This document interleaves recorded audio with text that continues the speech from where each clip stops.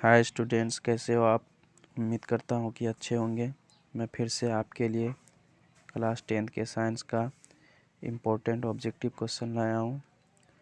तो चलिए क्वेश्चन का सॉल्यूशन को स्टार्ट करते हैं। क्वेश्चन है, अवतल दर्पण में आभासी और सीधे प्रतिबिंब के लिए आवर्धन होता है। तो आपको पता होगा कि जब प्रतिबिंब सीधा होता है तो आवर्धन धनात्मक होता है, और जब प्रतिबिंब उल्टा होता है वस्तु की अपेक्षा तो आवर्धन ऋणात्मक होता है। यहाँ प्रतिबिंब सीधा है, आभासी है, तो इसके लिए आवर्धन हो जाएगा धनात्मक। तो ऑप्शन बी यहाँ पर सही हो जाएंगे। फिर आगे है,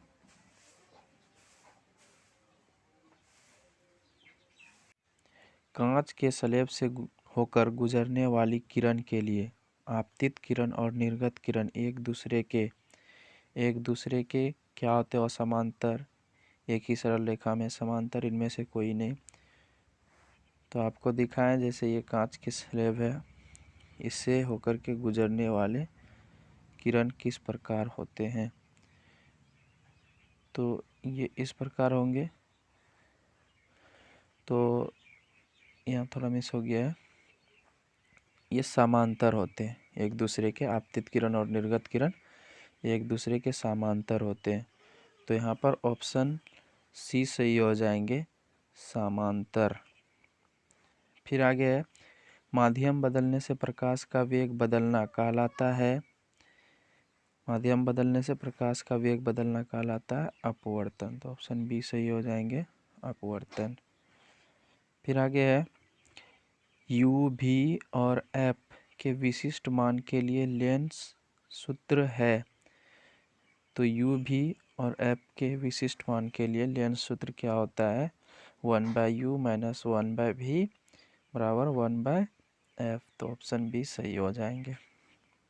फिर आगे है, किसी उत्तल लेंस के लिए फोकस दूरी होती है। उत्तल लेंस का फोकस दूरी जो होता है, ये देखिए, मान लीजिए ये उत्तल लेंस है और ये मुखाक्ष, और इस प्रकार मान लीजिए कोई किरण आ रहा है। तो यहाँ से दर्पण लेंस से अपवर्तन के बाद ये इस प्रकार यहाँ पर आकर के मिलेगा। तो ये इसका यहाँ से लेकर के यहाँ तक के बीच की दूरी फोकस दूरी कहलाएगा। और ये दूरी अगर जहाँ हम चिन्ह परिपाटी को देखते हैं तो चिन्ह परिपाटी कुछ इस प्रकार है। इधर का दिशा, इधर की दूरी धनात्मक होती है और इधर की दूरी ऋणात्मक होती है, और ऊंचाई पर जाने पर धनात्मक होती है और नीचे आने पर ऋणात्मक। तो इसका फोकस दूरी जो है इधर से इस दिशा में, मतलब धनात्मक की डायरेक्शन में। तो हम यहाँ बोल सकते हैं कि उत्तल लेंस की फोकस दूरी क्या होगा? तो धनात्मक होगा। तो यहाँ पर ऑप्शन सी सही हो जाएगा, उत्तल लेंस की फोकस दूरी धनात्मक होती है। फिर आगे है, जब प्रकाश की किरणें सघन माध्यम से विरल माध्यम में गमन करती है तो इसकी चाल बढ़ जाती है, अतः किरण अभिलंब से क्या होगा? तो बोला जा रहा है कि झुकेगा अभिलंब की ओर या तो अभिलंब से दूर हटेगा। आपको दिखाएं कि जैसे ये इधर कोई माध्यम है, जैसे मान लिया जाए कि जल है, और इधर से प्रकाश की किरण जा रहा है, तो ये इस प्रकार हो जाएंगे कुछ। तो यहाँ पर देखा जाए तो अभिलंब से ये दूर हटा है। अभिलंब से क्या हो रहा है? दूर हट गया है। तो यहाँ पर ऑप्शन जो बी है बोल रहा है अभिलंब से दूर हट जाता है, ये ऑप्शन बी सही हो जाएंगे। फिर आगे है, किसी उत्तल लेंस के प्रकरण में आवर्धन m जब प्रतिबिंब आभासी होता है तो यहाँ प्रतिबिंब आभासी बताया जा रहा है, मतलब सीधा।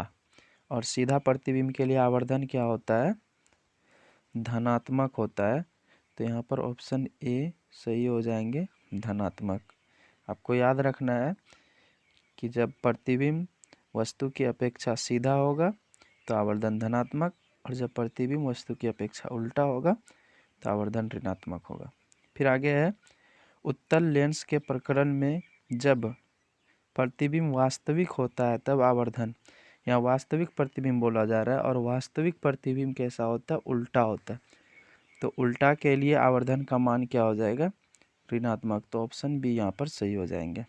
फिर आगे है, अवतल लेंस के प्रकरण में प्रतिबिंब हमेशा आभासी बनता है तो आवर्धन m सदा होता है।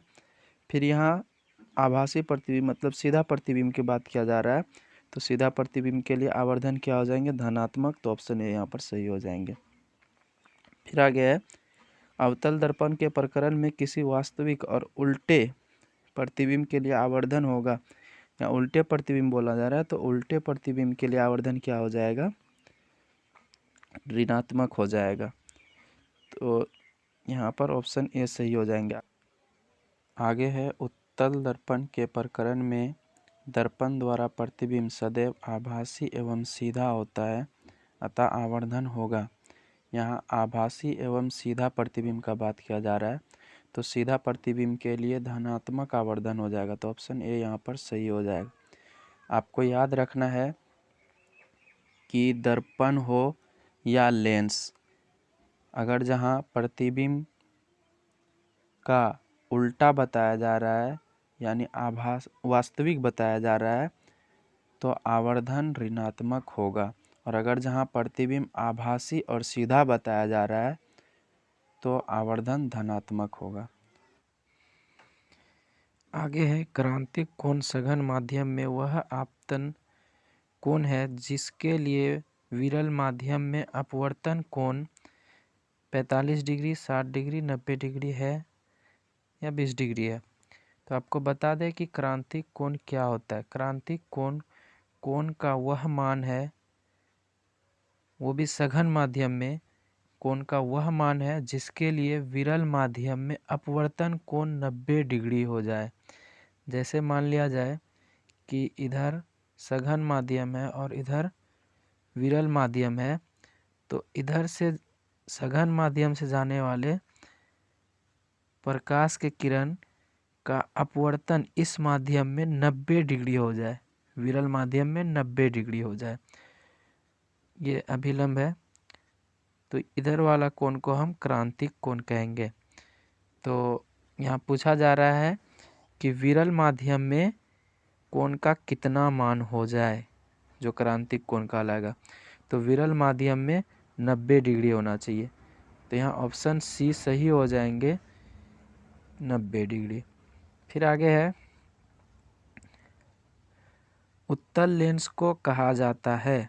उत्तल लेंस को कौन सा लेंस कहा जाता है? तो आपको पता होगा कि उत्तल लेंस से गुजरने वाले प्रकाश के किरण उत्तल लेंस से अभिसरित हो जाते हैं, तो इसलिए हम उत्तल लेंस को अभिसारी लेंस कहेंगे। तो यहाँ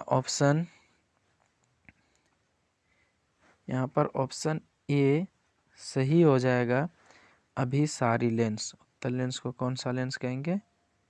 अभिसारी लेंस कहेंगे। फिर आगे है, वायुमंडलीय अपवर्तन के कारण ही आकाश में चंद्रमा टिमटिमाते हैं, तारे टिमटिमाते हैं, अनग्रह टिमटिमाते हैं। तो वायुमंडलीय अपवर्तन के कारण क्या? तारे टिमटिमाते हैं। फिर आगे है, सूर्योदय या सूर्यास्त के समय वायुमंडलीय अपवर्तन के कारण सूर्य के स्थिति का पता चलता है। सूर्य का वास्तविक स्थिति का, आभासी स्थिति का। तो सूर्योदय या सूर्यास्त के समय हमको सूर्य का आभासी स्थिति का पता चलता है। तो ऑप्शन बी सही हो जाएंगे, आभासी स्थिति का। फिर आगे है, किस कारण से सूर्योदय एवं सूर्यास्त के समय सूर्य की चक्रिका चपटी प्रतीत होती है? यहाँ पूछा जा रहा है, जैसे सूर्य गोल होता है तो इसका ये जो गोलाई है हमको किस कारण से सूर्योदय एवं सूर्यास्त के समय हल्का चपटी मालूम होता है। तो किसका कारण है, क्या कारण है उसका? पहला वायुमंडलीय अपवर्तन के कारण, वायुमंडलीय परावर्तन के कारण, वायुमंडलीय कंपन के कारण, इनमें से कोई नहीं। तो इनमें से ऑप्शन ए सही हो जाएंगे, वायुमंडलीय अपवर्तन के कारण होता है ऐसा। फिर आगे है, लेंसों में मुख्य फोकस की संख्या कितनी होती है? तो लेंस में मुख्य फोकस की संख्या कितनी होती है? 2 होती है। तो ऑप्शन ए यहाँ पर सही हो जाएंगे। फिर आगे है, विरल माध्यम से सघन माध्यम में गमन करने वाले प्रकाश की किरण धीमी हो जाती है, अतः इसका झुकाव, विरल माध्यम से सघन माध्यम में जाने पर इसका झुकाव किधर हो जाता है? अभिलंब की ओर होती है। तो यहाँ पर ऑप्शन सी में दिया हुआ है अभिलंब की ओर। तो यहाँ ऑप्शन सी सही हो जाएंगे, अभिलंब की ओर झुक जाती है विरल माध्यम से सघन माध्यम में जाने पर। फिर आगे है, समतल दर्पण में किस प्रकार के प्रतिबिंब बनते हैं? तो आपको पता होगा समतल दर्पण में हमेशा आभासी प्रतिबिंब बनते हैं जो सीधा होता है और वस्तु के बराबर होता है। फिर आगे, यदि दर्पण में बना प्रतिबिंब हमेशा सीधा आकार में वस्तु के बराबर है तो दर्पण है वो कौन सा दर्पण हो जाएगा? अगर जहाँ प्रतिबिंब हमेशा वस्तु के बराबर हो और सीधा हो तो ऐसा समतल दर्पण में होता है, इसलिए यहाँ पर ऑप्शन ए सही हो जाएंगे, समतल दर्पण। फिर आगे है, किसी दर्पण से आप कितनी ही दूरी पर खड़े हो आपका प्रतिबिंब सदैव सीधा प्रतीत होता है। संभवतः दर्पण है केवल समतल, केवल अवतल, केवल उत्तल, या तो समतल अथवा उत्तल। तो समतल में भी हमेशा सीधा प्रतीत होता है प्रतिबिंब कहीं पर भी खड़ा होने पर, और उत्तल में भी। तो यहाँ ऑप्शन डी सही हो जाएंगे कि या तो समतल अथवा उत्तल। फिर आगे है, उत्तल दर्पण में किस प्रकार का प्रतिबिंब बनता है? तो उत्तल दर्पण में बनने वाला प्रतिबिंब कैसा होता है? आभासी होता है। फिर आगे है, वास्तविक वस्तु का हमेशा सीधा प्रतिबिंब बनाने वाला दर्पण होता है समतल उत्तल, समतल अवतल, उत्तल अवतल। तो वास्तविक वस्तु का हमेशा सीधा प्रतिबिंब बनाने वाला सीधा समतल और उत्तल में बनता है। तो यहाँ पर पहला ऑप्शन सही हो जाएंगे, और बी में जैसे कि दिया हुआ है तो समतल दिया है लेकिन अवतल दे दिया है। अवतल हमेशा सीधा नहीं बनाता है, और यहाँ उत्तल दिया है लेकिन अवतल दे दिया है फिर भी, तो ये नहीं होंगे, डी भी नहीं होंगे। यहाँ ऑप्शन ए सही हो जाएंगे, समतल उत्तल ये दोनों ही हमेशा सीधा प्रतिबिंब बनाते हैं वस्तु कहीं पर भी हो। वास्तविक प्रतिबिंब की प्रकृति कैसी होती है? तो वास्तविक प्रतिबिंब हमेशा उल्टा होता है, तो ऑप्शन बी सही हो जाएंगे, उल्टा। तो स्टूडेंट इस वीडियो में इतना ही, फिर मिलते हैं अगले वीडियो में।